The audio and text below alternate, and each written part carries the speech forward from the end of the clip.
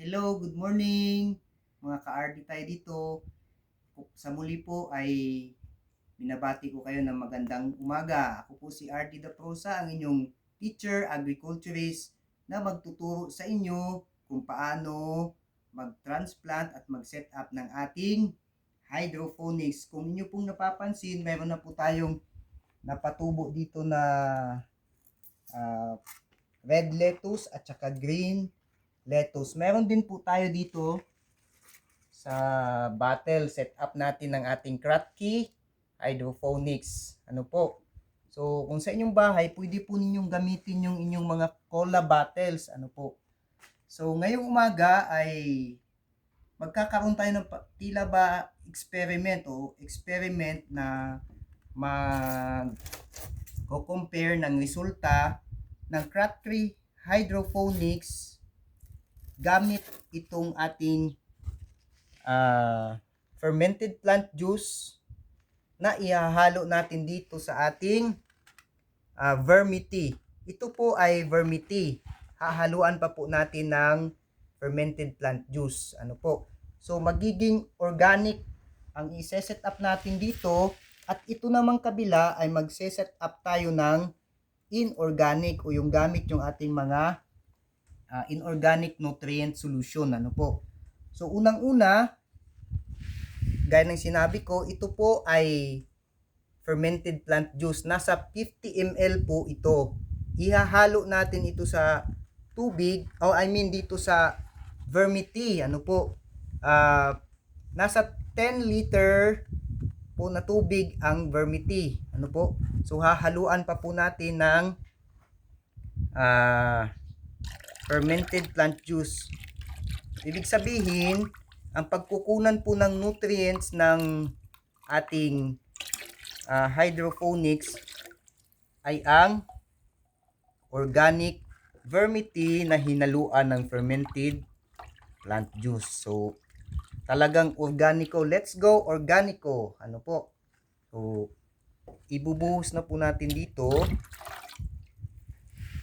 sa may Kratky natin. Ano po?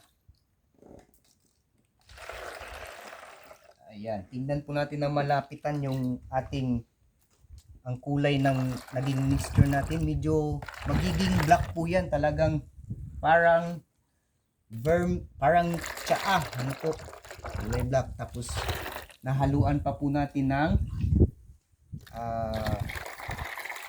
organic or fermented plant juice. Ano po? So, tingnan natin ang resulta nito mga taga subaybay natin. So, dahil nakaset up po siya ng ganito, yun pong mga taas ng mga cola bottles natin ay pwede nating gamitin. So, nakakatulong na tayo sa kalikasan sa pagre-recycle o sa pamamagitan ng pagre-recycle, makakapag set up pa po tayo ng hydroponic. Ano po? Kratky hydroponic o yung hindi na po nagre-recirculate yung ating setup. Ibig sabihin, dadagdagan lang po natin yung nagdadagdagan kapag nababawasan na po yung ating nutrient solution. Ngayon naman, itong ating inorganic solution, dito natin isi-set up. Ano po? So, ibubuhos muna natin itong solution A. Haluin natin. So, maigi pong gumamit tayo ng chemical gloves. Ano po? Solution B naman. Ito po ang solution B. So, 15 ml solution A at 15 ml solution B. Ito po yung gamit nating panukat. Ano po? Yung malaking syringe para makuha natin. So, haluin na po natin. Po. At ilalagay na po natin dito sa ating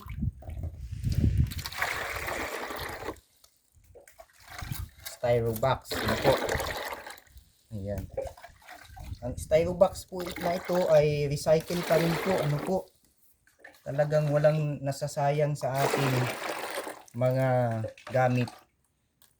So, kailangan natin yung punuin.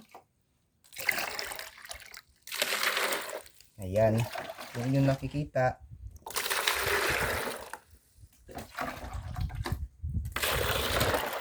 So, sa atin pong pagbuhos ay tignan po natin kung nasasayang ba o hindi. Sa paglipas ng panahon, atin pong pagmamasdan o ating pag-aaralan kung yung paglaki po ng organic at saka ng inorganic ay hindi nagkakalayo. Ano po?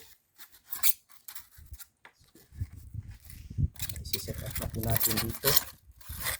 Ito po ay kuha natin. Ayan. So, tamang-tama lang po yan na nakalapat yung pinakadulo ng ating styro cup. Ayan. So, ganyan lang po. Ano po? Kung inyong titignan, nakasaid o nakasayad yung ilalim ng styro cup para ma-maintain ang ating pag-absorb ng nutrient ng ng ating lettuce. So ayan po, abangan po natin ito, i-update po namin kayo, i-compare natin ang result ng organic lettuce gamit ang vermity, combination ng vermity at saka fermented plant juice at saka itong setup ng ating inorganic solution A, solution B. So dito po ay meron kaming setup. Sana ganito din ang maging result. Ano po? So sa muli, sana ay i-support nyo po ang page natin, RD Tayo Dito. Sa Facebook page po natin. Meron din po yung YouTube channel tayo, RD Tayo Dito.